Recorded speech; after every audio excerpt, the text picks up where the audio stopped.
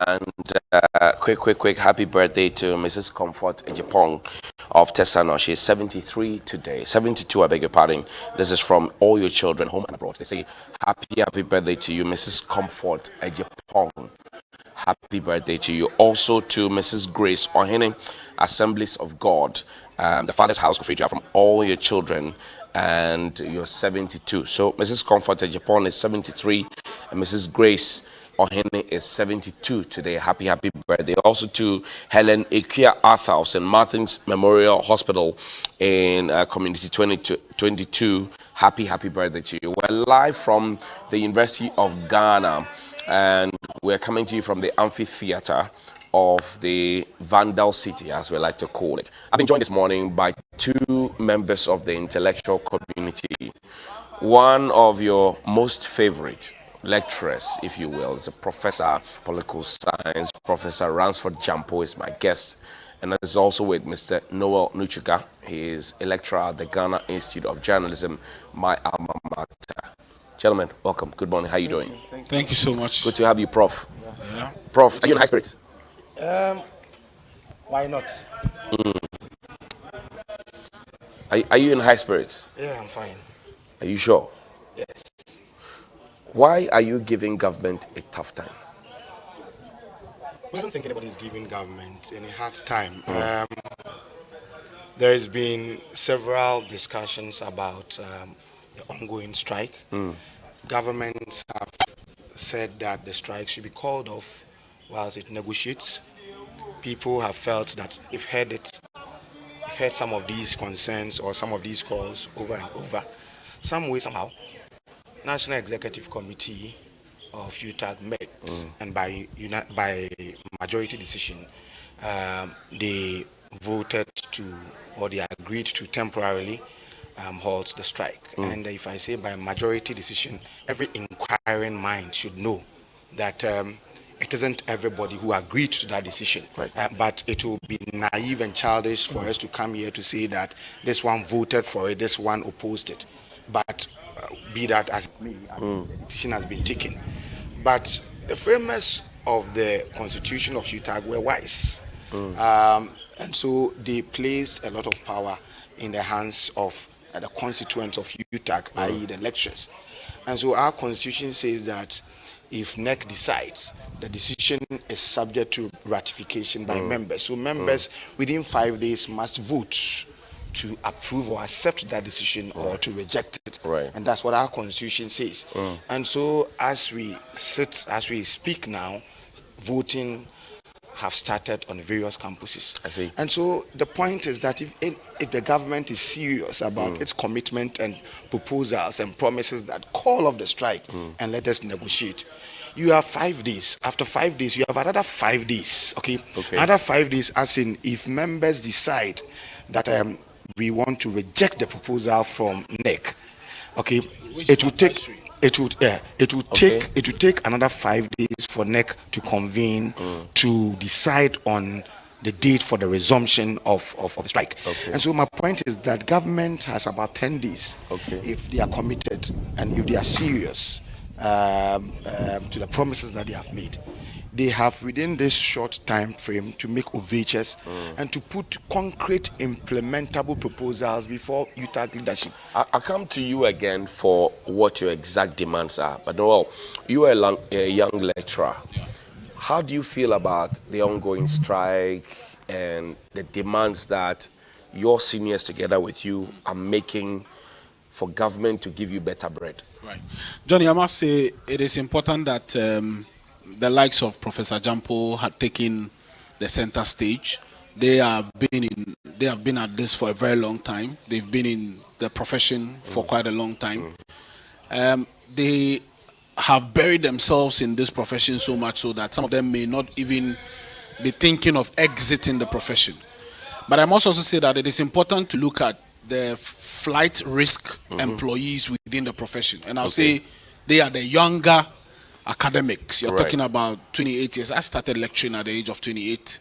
You know, up until about 35 years, you have a cohort of academics within that region who whose voice may not have been heard in the midst of all of this, because of course you are leaving the center stage for someone I'll describe as a celebrity academic like Professor Gyampo. But what is important to note is that if I were a parent today and I hear that the Ghana, the Union, the University of Ghana, the University of Development Studies, all of them are going back to the classroom, and my ward is in these schools, and the teachers are going back to the classroom under the conditions we have come to see, that we are not negotiating with them, we are not engaging them, we are throwing the spirit of conversation out the window, and we are using the legal means to compel them. I say time and again, as a public relations person, that it is not everything that is legally right that is morally right, and a lot of the times you can win the legal battle and lose the moral battle.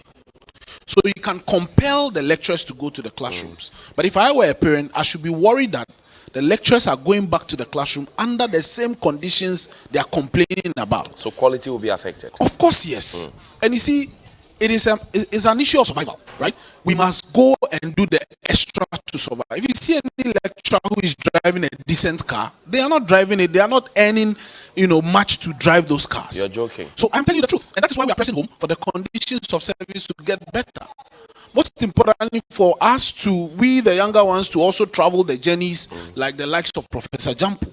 Because obviously, we are beginning to look at other options. We are seeing our friends in other professions. Right, you want to leave? Of course, yes. Those are options. Why do you want to leave? Those are options. Your students love you. I've come to GIG. I've seen you. I've seen Professor Gyampo in his lecture halls. The students love you. Yeah. Why do you want to leave? Johnny, those are options we are considering, because then it's an issue of butter and bread. I mean, you have a family. I have a young family. I have a wife. I have children to take care of. And if it becomes a survival issue, you see, no amount of bond can keep a mind or a soul that is determined to survive, and will do everything to survive. I hear you. And so we are compelled to leave. You see, when we talk about lecturing, people just think of the engagement in the classroom, but for me, the crux of our profession is even the research component of the job, which is where you are refreshing your mind, you are getting new ideas, and the classroom engagement, and the student will be the ultimate beneficiary of that. I see. And that is being tempered with. Prof, what are your exact demands? Have you made your demands so clear to government that as UTAG, this is what we are looking for? Yeah, but you don't expect university teachers to go about striking without having demands. I mean, what are the demands? Basically, Ghana is watching. Our conditions of service are not good. I mean, overarching. I mean, the conditions of service are very poor. But we've been magnanimous in the kinds of things that we are demanding. Government is supposed to undertake a study called labor market survey, right. Which gives a certain component of our salary called market premium. Government has not undertaken, had not undertaken that study survey way back around somewhere 2010, 2011, 2012, and so it was paying a certain component of our salary called interim market premium, which was 114% right. of our basic salary. And then you must supposed to ask them, what is the 114% of a basic salary of a lecturer? Tell me. It will come up to around 1,200 or 1,400 cedis. You're joking. And this is money that you cannot use to spend out in an evening. And so you see, it even saddens me when we talk about some of these things, because the demands are a pittance, the kinds of things that lecturers are even asking for. Okay, if government is unable to meet these, it simply tells you that we are simply not interested in helping those who are producing the nation builders. Okay, so you were paying 114% of basic salary, and then around 2013, thereabout, government unilaterally issued a white paper to stop the payment of that without component. consulting you. Well, I mean, they did that unilaterally because the UTAG, I'm not sure, was in the know. Otherwise, we would have voted. Now that happened, and then we've been at this talking. The last time we wanted to go on strike, they said give us the opportunity to go undertake another market survey, and that they did in 2021, backdating to 2019. Now they've given us a report, and they said said that once they have conducted the survey and given us the report, it must translate into improvement in our conditions of service. Does it make sense to you? How can a share paper report translate into improvement of the conditions of service when we know that in 2014 a same survey was undertaken and its outcome was never implemented? And so members have said that yes, you have undertaken your survey in 2021 and you have backdated it to 2019, no problem.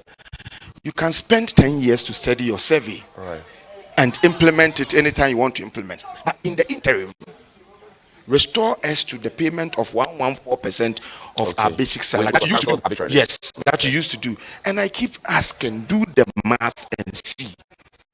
What is the 114%? It is nothing. Prof, you go on sabbatical. You see your colleagues in other universities outside. How do you feel when you compare what you earn here to what they pay others outside? You see, I don't want to be emotional, and some of these things, they make you angry, and sometimes they make you sad. Okay, as we speak now, I have so many calls. Sometimes you would casually put in application to other universities, and as if you are joking, they call you and they make offers. But then we also feel that if all of us will leave, who would develop the country? If all of us will leave, who would keep the government on its toes? If all of us will leave, who would produce the nation builders? Okay, so it becomes a certain moral issue. You are not so comfortable leaving the country and all that. But when we see them, you feel miserable. And they laugh at you.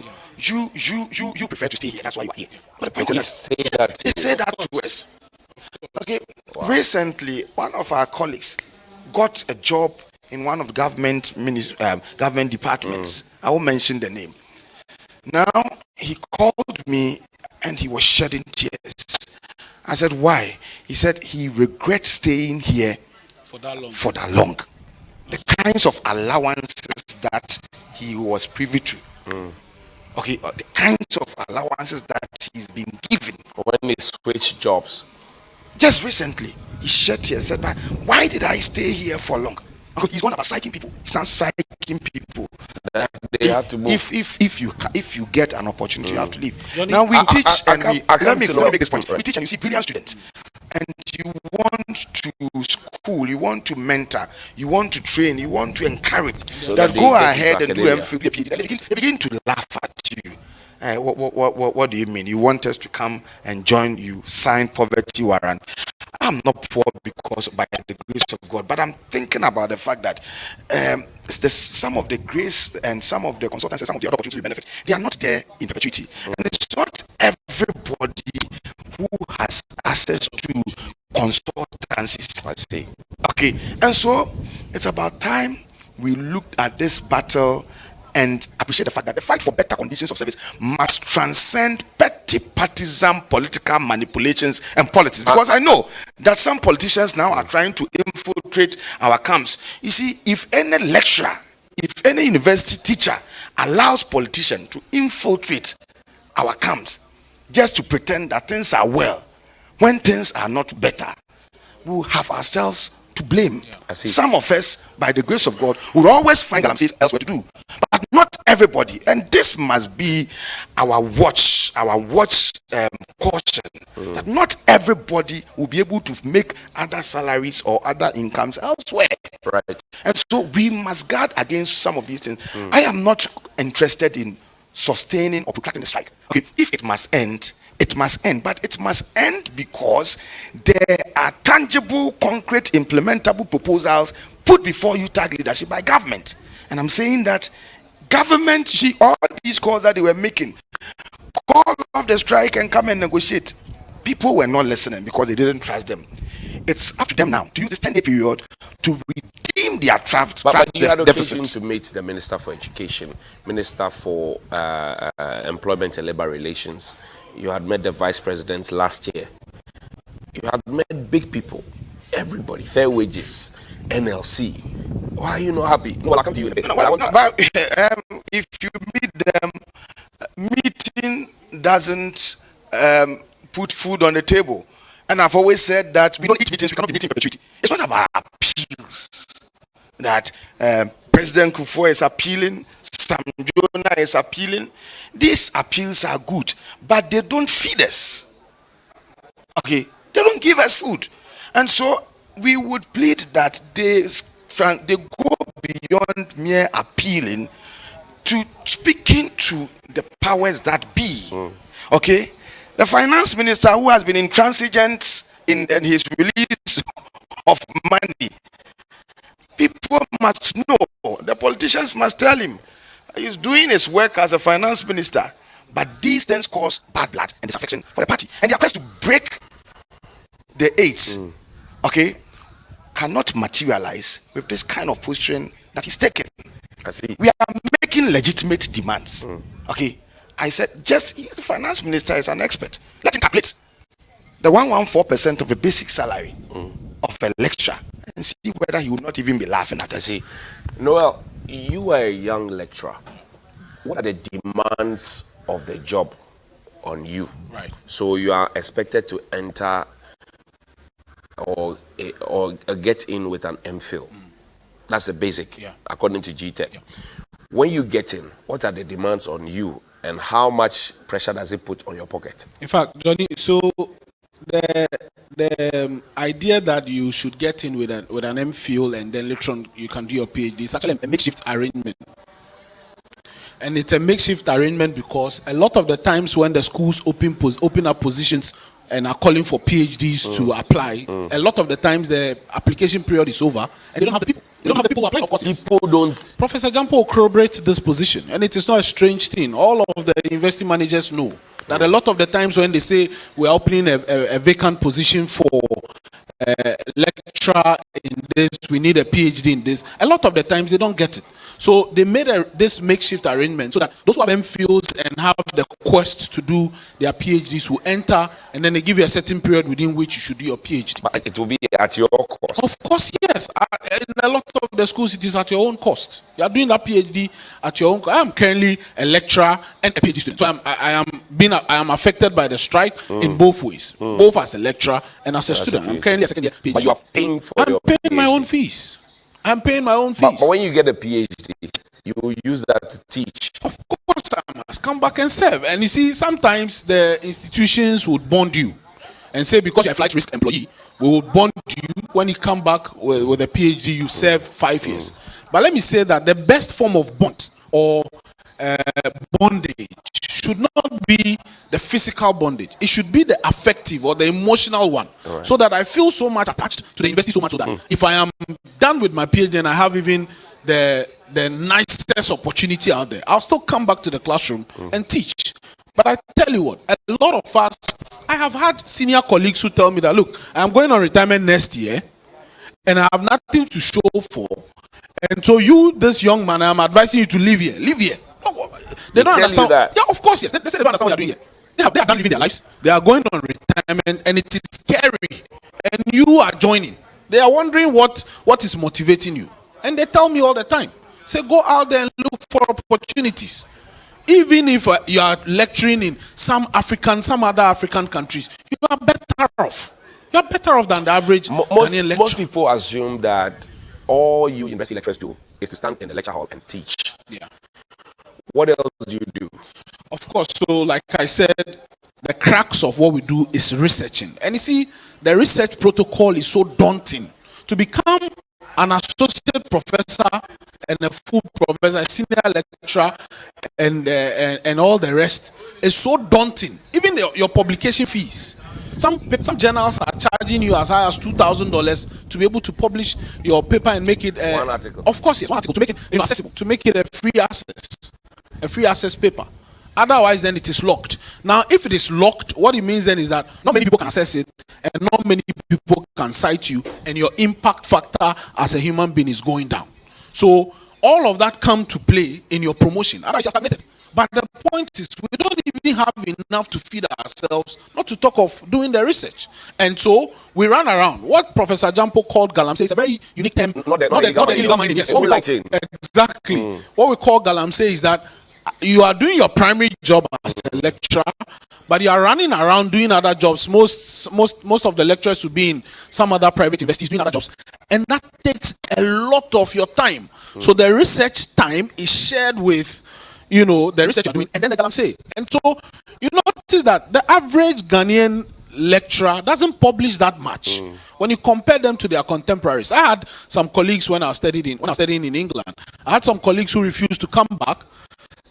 Some of them are lecturing in the University of Loughborough, big universities in the UK. And when they look at you, they ask why you came back. I mean, you are late. You are just late in life. Someone will say, "Abrabona beat you." You are late. And so it is. I know that a little addition before you ask a question about what lecturers do. So our core duty is teaching, research and extension activities. Explain that one. So extension activities is about your service to the community, your service to international bodies, your service. I mean, you are there, government calls you, come and advise, on this. You raise funds. Do all of that. We do all this, and extension activities include the fact that you could call me early in the morning to help take my views on what is going on the governance landscape. It's an extension activity. But why doesn't government acknowledge that you do all these things? I mean, sometimes and when you go on strike, one of the problems or one of the features of every developing country is ignorance. I mean, it isn't everything that we know. So if we are talking about the duties of a lecturer, we teach, we research, and we do extension activities. I'll tell you that the teaching constitutes just about 5% of what we do. What you do in a lecture hall. Of what we do as teachers. Okay, that's the smallest part. That's small, and actually, you may be sacked from the university for teaching too much. Explain. Yeah. If you're going to ask for promotion, apply for promotion. Periodically, you must, if you are not tenured, periodically you must apply for promotion. Or the university would remind you, your contract is ending. Come and renew. So come and renew. When are you showing that you are working? And if you are applying for promotion, so if you are appointed as a lecturer, I think in Legon your first 6 years. After the first 6 years, your contract expires, and then you must renew. And what becomes the basis for your renewal? It's your work, your publication. So if you are going to apply for renewal, then look, what have you been doing? Then look at your CV. Where are your research outputs? And then you say, well, I didn't research, but I was only teaching. You may be given 1 year. Wow. The next time you go and said, I was still teaching, you may be given 3 months. By the time you realize, you may have been sacked quietly. The good thing is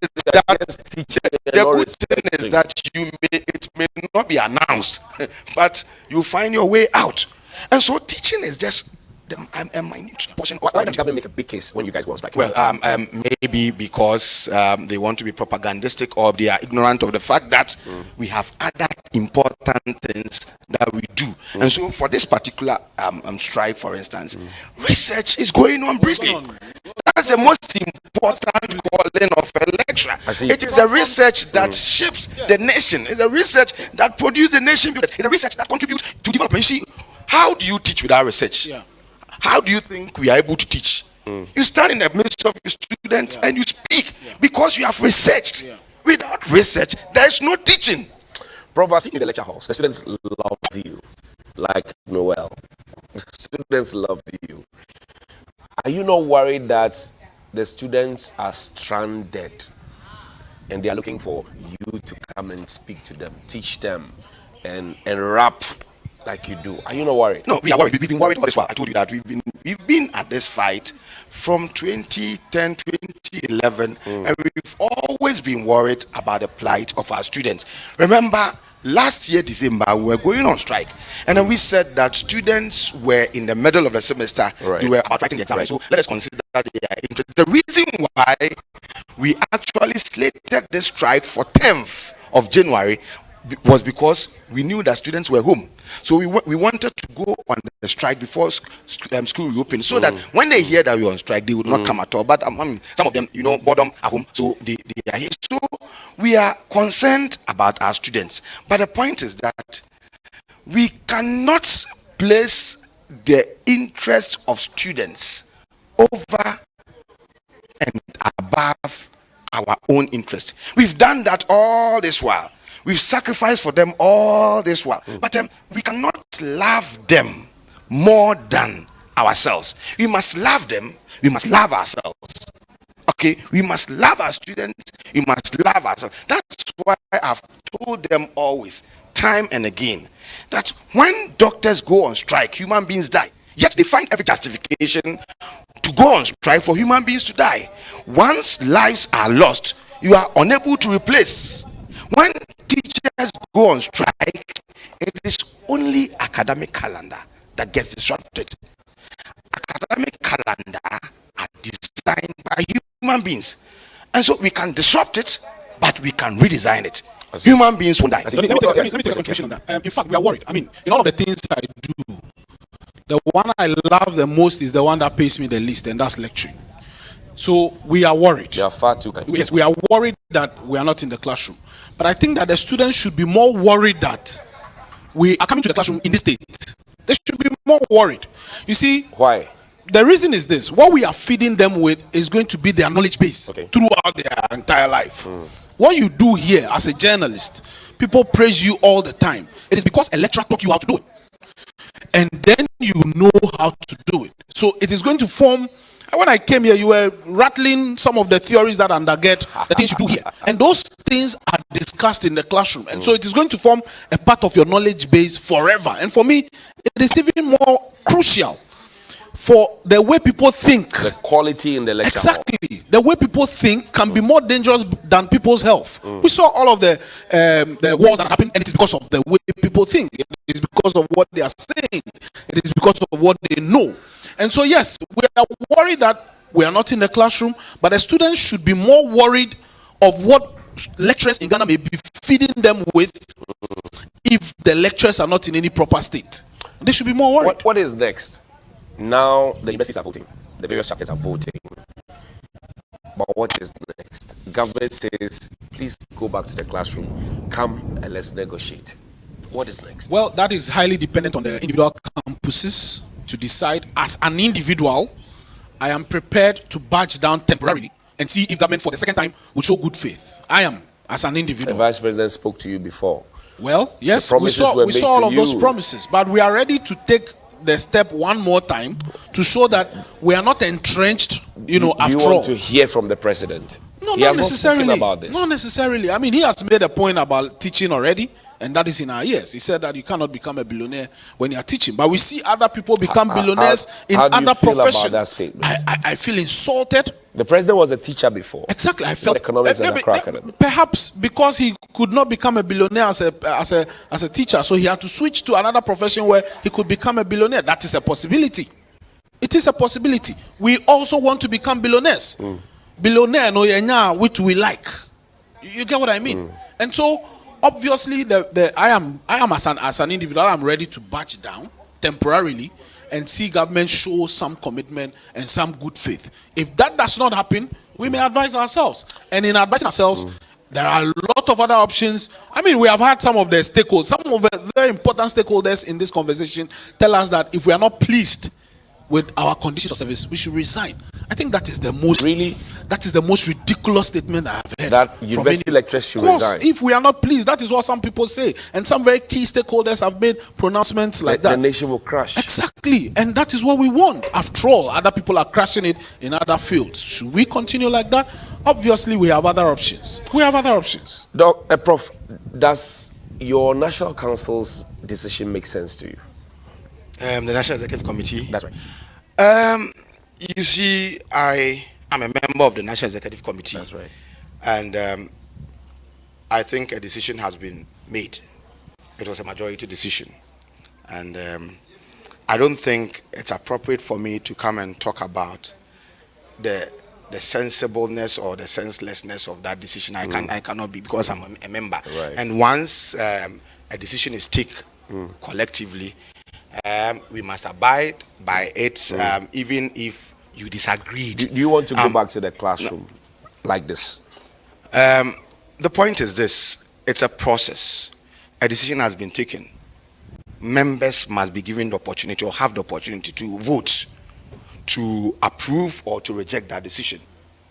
And if those we are fighting for feels that the decision that the NEC has made is good enough, and so they want to call off the strike, I mean, I work for people. This has gone beyond you, Prof. This has gone beyond you. Yeah, I'm saying that. It's gone beyond NEC. Yes. Now, it's about the your people. Individual lecturers, Yes. like Noel Nutshuga, all of the guys. Yes. They say now, when they tell you something at the talk, come to us. Yes. And let us decide. Yes. Are they happy with you? Well, you can say that, you can tell that many of our members were not happy with the decision that NEC had taken. But you see, there is always a difference between being unhappy and translating your unhappiness into actual or concrete decision. And so I'm saying that whether they were happy or they were not happy with the decision that were taken would show in the voting, the outcome of the voting. Okay. And I'm saying that I work for people. Okay, so if today the people, that's why I was a bit upset that I put up information on my social media handle, and people said that I've betrayed the cause. I said any inquiring mind who reads and understands English would know that what I wrote was simply a communication of what the National Executive Committee had, a decision that they had taken, and not my individuals. And I made the point that regardless of the decision that NEC has taken, members will have the right to decide, to ratify it. And so if today members say that we like the decision, we trust the promises that government has given to us, we have respected, or we've yielded to the calls that have been made to us, and so we are calling off the strike temporarily. If that's what members are saying, I'll go with it. If members say no, we don't trust the promises and we want to continue with the strike, I'll go with it. And so I work with people. You are with the NEC. If, for example, the NLC has taken you into court, and the court rules that you are in contempt, and they decide to come for all the NEC executives, what would it be? Leadership is about sacrifice.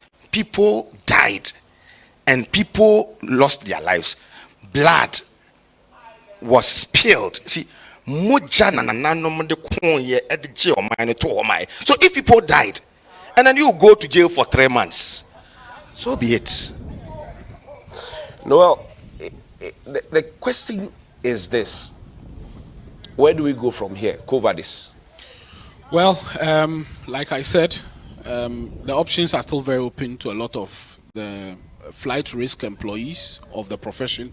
Professor Gyampo, like I said earlier, they are so much buried into the profession. He said he can move, but he has a lot of offers he's turning down because then there is a moral obligation on him. And so you know, when you are some of us started this barely 6 years ago, and we may be able to exit easier than people like Professor Gyampo. And so the options are still open to us.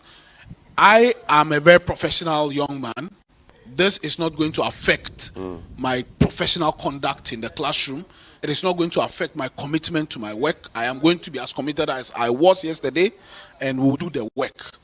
We expect that the work comes with a commiserating, remuneration. Right. If that doesn't happen, we would advise the people are advising us to resign. We may heed their advice. You want to crash the nation? We may heed. We may. It's a possibility. I mean, we've come from the industrial revolution, come through agrarian society. Yeah. We're now in information technology and artificial intelligence, and that's why you are central. Yeah. If you say you want to resign, you want to crash the nation. Yeah. If we must survive, we must survive and survive well. If we must survive, we must look. It is like you are drowning. If you are drowning, anything you find, you hook on it. You want to survive. We are not in normal times. But the times are normal for others. You see, if there was no one to compare our conditions of service to, or if we had seen all other professions come and say, look, because we are all struggling, let's beat down our salaries. We would earn the same thing that other people are earning. Brilliant. Why would we go on strike? Think about it. If the politician, the members of parliament, the ministers were earning 5,000 cities, 4,000 cities, why would Professor Gyampo and I have the impetus to say we are going on strike? Ashamed. We won't. We won't. You don't have the moral right. You can't even mention it. Then it is a very standard, thing that is happening. But if you see other people live other luxurious lives, we are the ones who can't afford homes in the Osus, in the cantonments, in the East Legons. I live close to the Eburi Mountain. If I have a 7 a.m. lecture on the Osu campus of GIJ, imagine I must wake up by 5 a.m. I should set off. Today when I was coming, I was locked up in traffic. So if you have a 7 a.m. lecture, you must set off.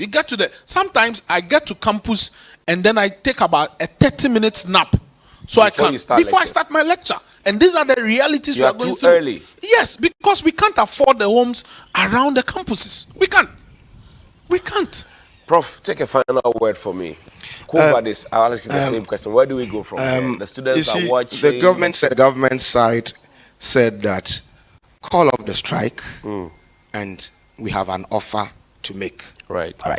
And that we cannot negotiate with you when you're on strike. At least at the level of theoretically, NEC has voted to suspend the strike, even though members are voting. If the government meant what it told us, it must use this time frame, 5-10 days period, to honor its own promises.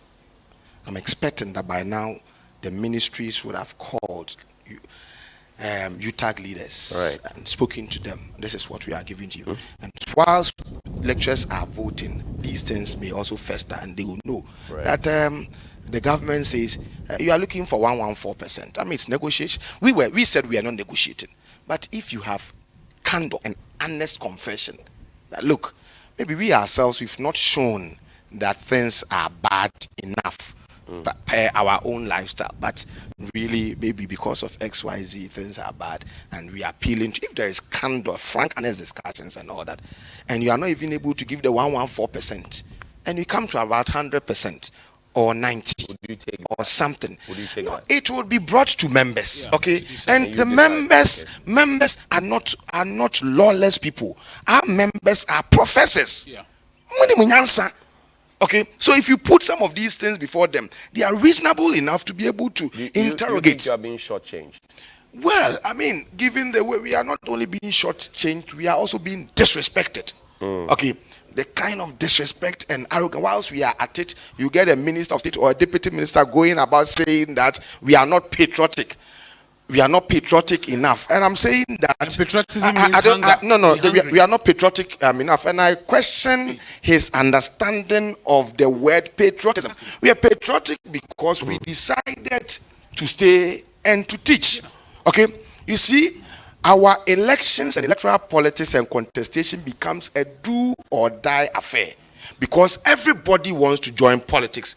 If you win political power, you have access to an ATM machine on your veranda.